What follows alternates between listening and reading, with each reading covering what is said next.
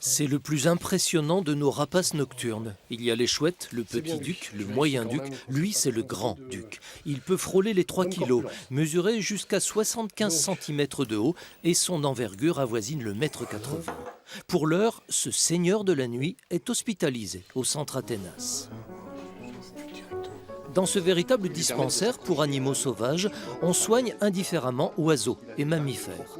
En ce moment, ce sont même 2 grands-ducs qui y sont pris en charge. Beaucoup de rapaces arrivent au centre après avoir été victimes de collisions avec des véhicules ou des lignes électriques. Parfois aussi, on leur a tiré dessus, et oui, cela existe encore. Durant leur séjour, l'évolution de la santé des patients est contrôlée régulièrement.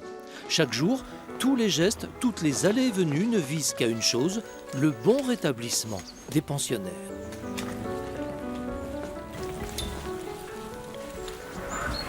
C'est sur ce flanc de colline, dans les volières et les enclos construits pour eux, que sont hébergés les animaux blessés.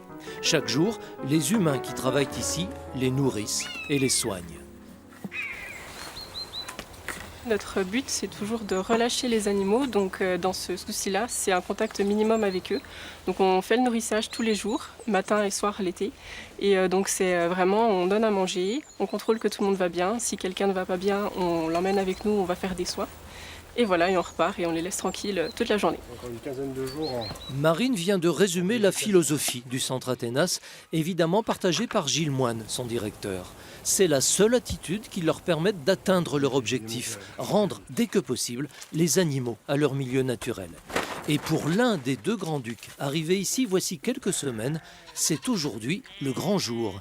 Mais pour le libérer, il faut d'abord le capturer.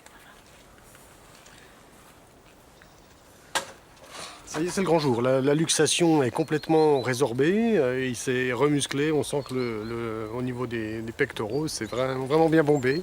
Il vole parfaitement, il n'y a pas de souci. C'est un jour particulier puisqu'on n'a pas énormément de grands-ducs chaque année, donc c'est toujours hyper intéressant. C'est un oiseau qui est très impressionnant. Donc en général, les gens sont très contents de venir assister au relâché. Je ferme sur ta gauche. Ouais.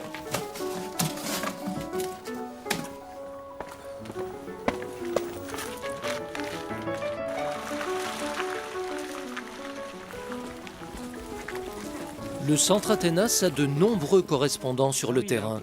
Alexis en fait partie. Ce jeune ornithologue de Saône-et-Loire va relâcher l'oiseau dans le secteur même où, voici quelques semaines, il l'avait tiré d'un fort mauvais pas.